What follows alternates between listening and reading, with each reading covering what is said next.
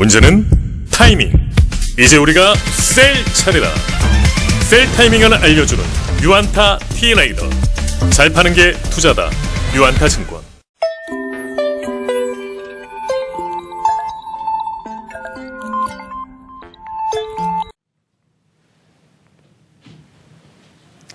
안녕하십니까. 유안타증권 건설 건자재 산업을 담당하고 있는 김기룡 연구원입니다.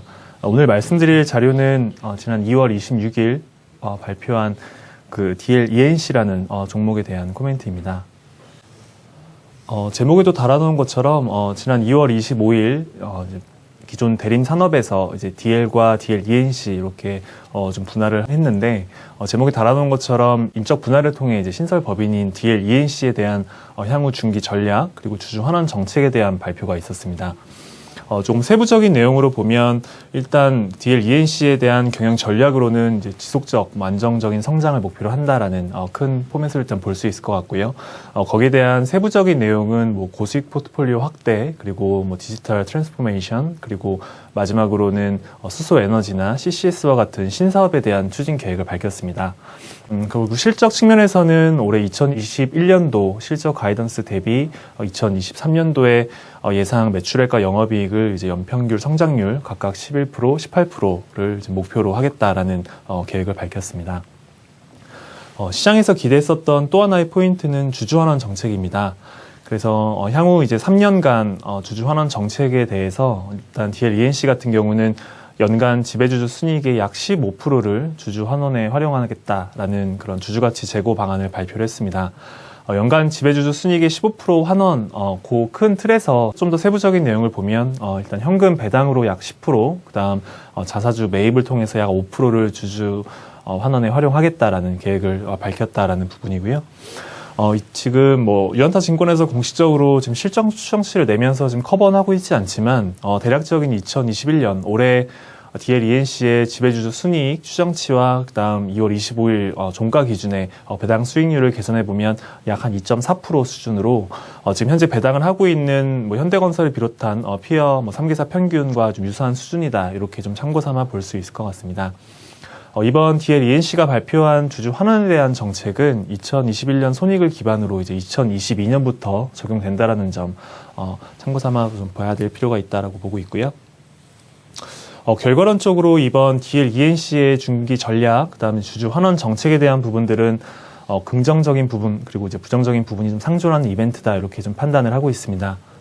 우선적으로 저희가 좋게 볼 수 있는 포인트는 아무래도 기존보다는 DL-ENC 뭐 이제 분할 이전의 뭐 대림산업 기준으로 본다고 하더라도 저희가 자사주 매입까지 감안해서 놓고 본다라고 하면 이제 기존의 그 대림산업의 주주 환원, 특히 이제 배당 성향에 대한 측면에서 놓고 보면 그 퍼센테이지 자체가 10%를 상회하지 않았다라는 부분들을 저희가 좀 볼 수 있을 것 같은데 반면에 이번 2021년부터 2023년도까지 정책에 대한 발표를 보면 어쨌든 현금 배당과 자사주 매입을 통해서 총 15%까지 늘어났다라는 점은 저희가 좀 긍정적으로 볼 수 있는 포인트가 될 것 같습니다.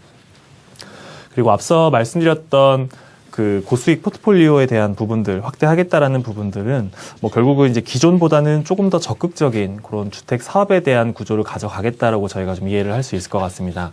그래서 기존에는 어떻게 보면 기존 시행사와 단순히 도급 계약을 체결해서 저희가 이제 도급 관련된 수익과 마진을 챙기는 그런 구조 중심이었다라고 하면 뭐 향후에 DL-ENC가 가져가게 될 주택 사업 같은 경우는 저희가 중간에 페이퍼 컴퍼니 시행사 쪽에 대한 이제 지분 투자를 통해서 단순히 이제 시공에 관련된 마진이나 수익뿐만 아니라 시행 이익도 일부 쉐어하는 그런 보다 좀 적극적인 형태의 주택 사업 전략을 핀다라는 측면, 그리고 그러한 부분들이 결국 향후에 주택 건축 부분에 대한 매출이나 이익을 조금 더 높여갈 수 있는 그런 포인트다라는 측면은 좀 긍정적인 요인이 된다 이렇게 좀 판단을 하고 있습니다.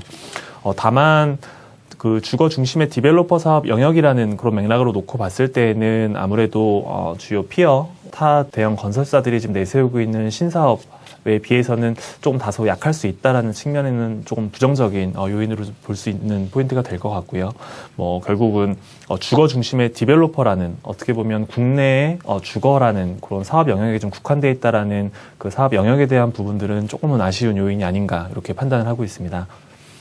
2월 25일 저희가 중기 전략이나 주주 환원 정책에 대한 발표가 있기 전 2월 25일 이제 주가는 좀 큰 폭의 상승을 보였습니다. 그 기준으로 놓고 보더라도 지금 2021년도 저희 추정치 기준의 이제 PR 멀티플이 한 4배 수준으로 불과하기 때문에 아무래도 다른 건설사들과 좀 비교를 해본다라고 하면 여전히 좀 저평가 흐름이 이어지고 있다, 이렇게 좀 볼 수 있을 것 같습니다. 유한타증권에서는 지난 1월 22일 이전에 작성했었던 그 대림산업 분할 상장 분석, 그다음에 양사 주가 강세 전망이라는 리포트를 통해서 유한타증권에서는 DL ENC의 약 시가총액 레벨을 약 한 2.5조 원 정도 수준으로 좀 추정을 한 바 있습니다. 하지만 아직까지도 그 주가 하단 수준보다도 조금 더 주가가 내려와 있는 상황이 지금 이어지고 있는 부분이고요.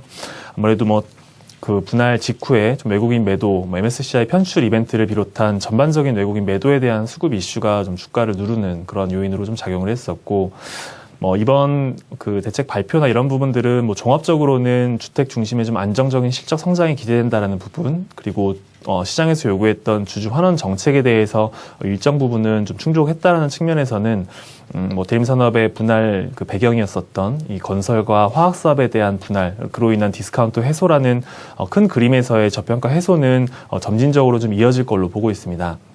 다만 서두에 말씀드렸던 여전히 좀 국내 중심의 사업 추진이라는 부분들, 그리고 추가적인 신사업에 대한 그림이 생각보다는 조금 그 모멘텀을 갖기 좀 어려운 상황적인 부분들을 좀 감안해 보면 이러한 부분들은 오히려 좀 주가 상승의 여력을 좀 제한하는 요인이 아닌가, 이렇게 판단을 하고 있습니다.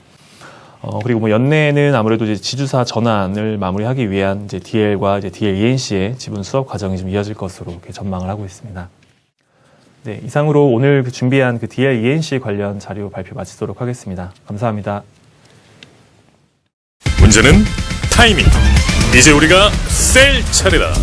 유안타 T레이더.